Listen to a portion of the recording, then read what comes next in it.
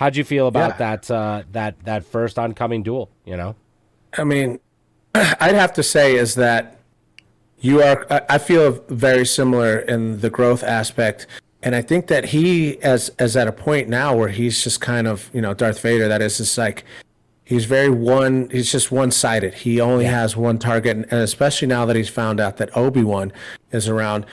With the Jedi, they how they let that one Jedi run away. They also mentioned that hmm it's about the chase since there's only a few that they know of out there. So for yeah, them, that's the highest challenge. yeah, Going and getting bounty hunters and other people in the universe. That's simple to them. They have the Force. easy peasy. But getting a someone that is on their level, On the makes the council bounty too. higher physically. A Jedi So I Master on the think council. yeah, and I That's what they think with want. Vader and Obi-Wan, obviously this story has already peaked once, but we're seeing, like you said, Obi-Wan Kenobi is been hiding the Force, and he's downtrodden, and he feels beaten down mentally, physically. So when we're watching him try to come back to the Obi-Wan that we remember from the prequels, hmm I think that is doing a great honor to show that plot hole Yeah, that they were talking about. How why could he fight like that at the end of Revenge of the Sith, and then we see him in A New Hope, and they're barely swinging, and it's not yeah, as physical. They're showing you right here yeah. what the reasoning is behind that. He had to not use those abilities, that training, and really hide it away. So he is more than just rusty. He's very like, I'm not as Yeah. nimble and quick as I once He's was, fully cut but off from the I'm Force still a too. Jedi and you're still a Sith. So coming up to this first duel, as I mentioned when we were chatting, I had to watch it a couple of times Yeah, because obviously out the gate, you want immediately that Revenge of the Sith, quick moving, especially yeah. since Vader is now more Young boy robot duels. than Young man. boy duels. You would think though that it'd be faster, quicker, and he's just destroying, especially when we saw in Rogue One. But upon second viewing, what I did see is what I was just discussing. Seeing that Obi-Wan has not fought like that in a while, hmm and where Vader doesn't want to immediately just slay this guy down because he wants to torture him. He Yeah, wants him to feel pain. And he's probably his biggest adversary in the galaxy right now. So if that's going to be his final challenge, yeah. then he's going to make it last. He's So gonna what we taste saw, that challenge for a while. He's gonna yeah, eat on that yeah. for. He's gonna So gnaw that bone. watching him toy with them was something that I had to rewatch because the fire that he hmm pulled him into, I was kind of like, well, this is a little slow. The location was was not that glamorous, Yeah. but again, rewatching it, you have to place yourself in. It's not going to happen in somewhere Oh glamorous yeah. as in Revenge of the Sith. Well, I It's going think to the be location is it's this because of chase, that. Yeah, they're on the chase. He's so deep into the chase, he's running away. So he's on the outskirts, right? Like, so it's going to be some desert world. It doesn't mean much. Mining town, whatever, kind of adjective they want to give with it. It's just going to be pretty basic, and that's what lends itself to it. That's why you have explosives just hanging out right there. You know what I mean? Yeah, And able to ignite. I do appreciate what you're saying. I think it's really awesome that they're kind of showing these character arcs. They're going the distance, so to speak, because there were not necessarily holes. There were just questions that were going to be fun to watch get answered. And I think it's great to see it in this point. We're watching how dedicated Darth Vader is to getting him. I mean, he's snapping necks, killing people. Then when he gets Obi-Wan, he shows restraint. He could just do the same thing, right? He has the power. And Obi-Wan doesn't yet. He's lost that love and feeling, so to speak.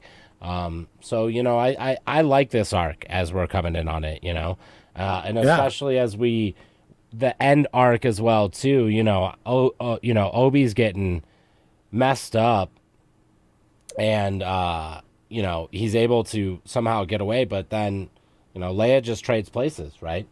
I mean, it's kind of sad, I mean, Obi's, and I would say right now, Obi's at the bottom the rock bottom of where he could be at. Whereas Darth Vader is just starting to reach the pinnacle of his power and really unlock it.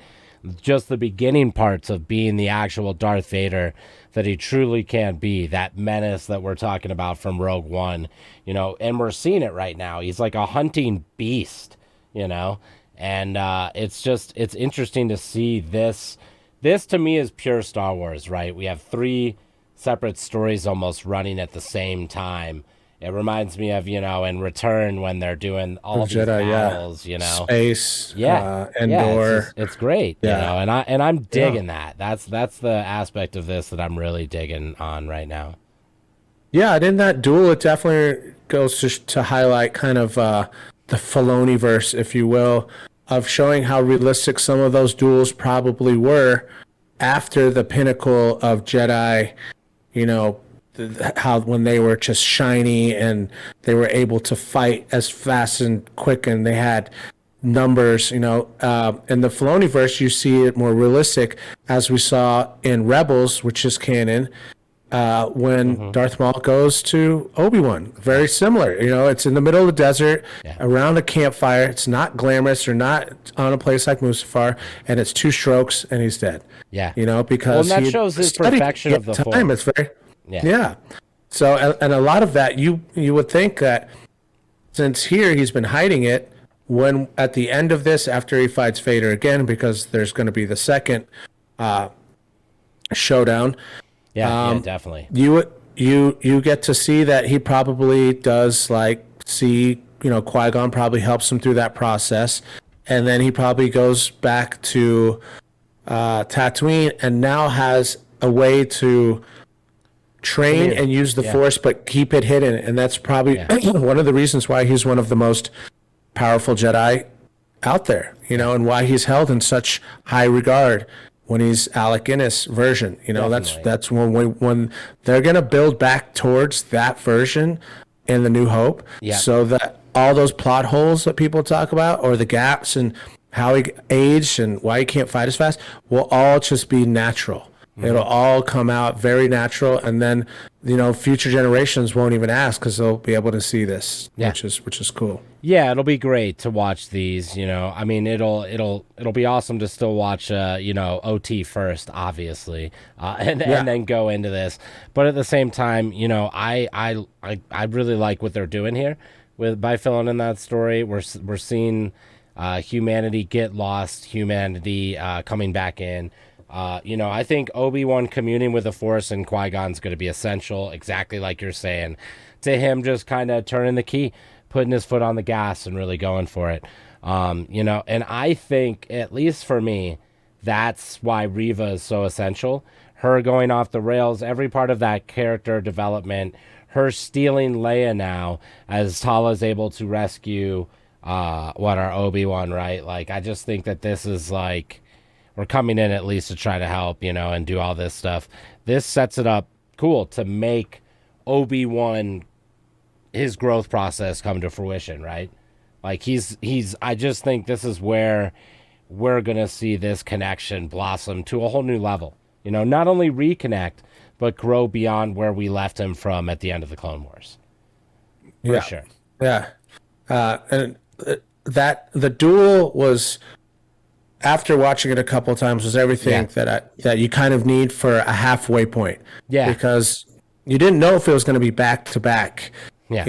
It's on the 5th episode and then 6th episode. Doing it right in the middle gives you a little bit of what you want. Mm-hmm. You get to see both characters draw their lightsabers, especially awesome. When Darth Vader draws his. It's that very similar shot to when he is Anakin still, and he's about to slay the younglings. Yeah. The hand with the saber pointed down.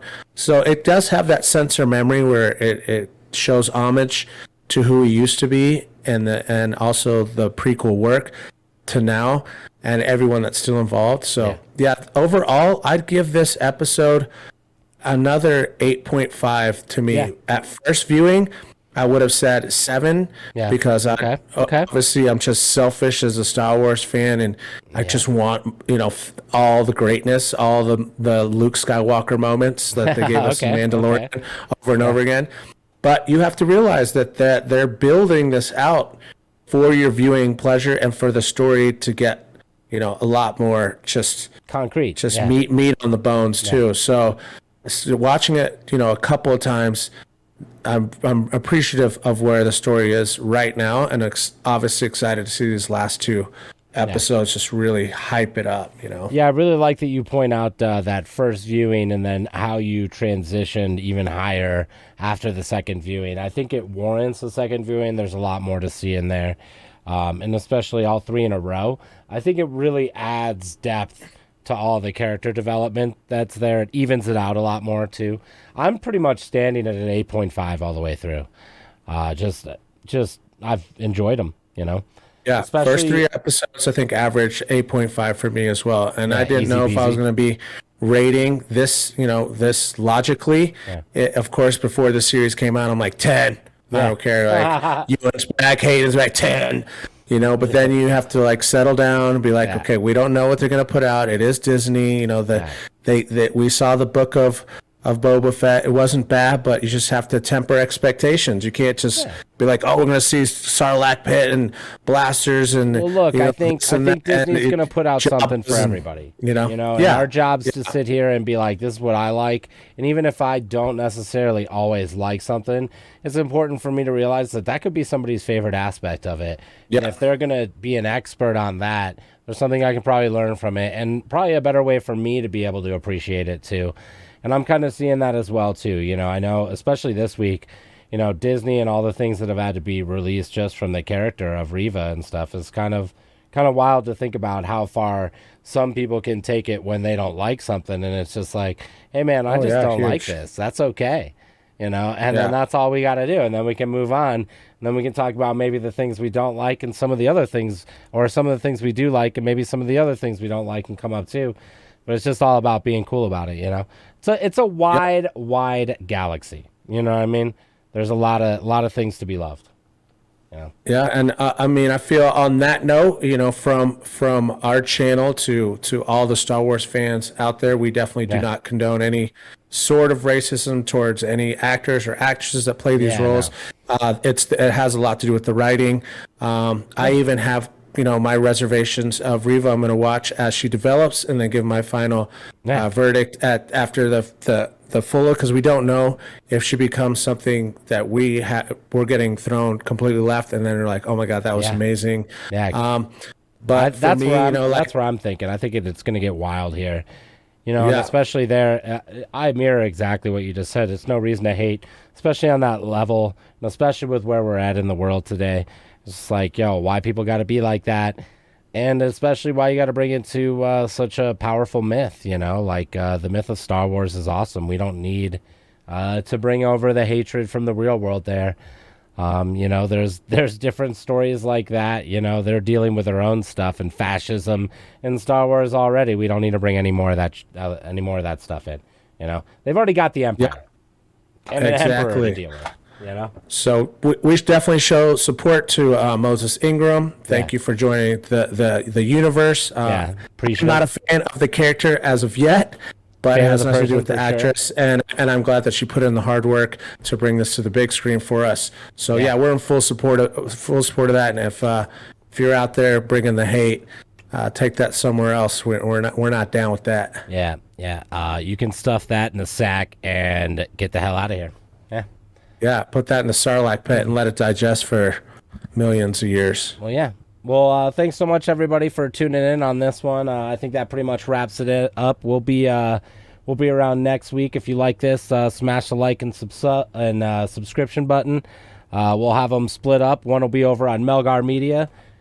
Make sure you go on over there and subscribe. And we'll have one on my channel, Boogie Bills, too. We also got our socials underneath us going throughout the video. But thanks so much for hanging out with us, y'all. Yes, indeed. And on the heels of Star Wars Celebration, everyone sees that there is a lot of content that will be coming out. And Billy and I, in our busy lives, will definitely try and get in here as much as possible to bring our reactions, our reviews, our thoughts, just in general, on everything Star Wars. So stay tuned. Much love, y'all. We'll check you next time. Kisses.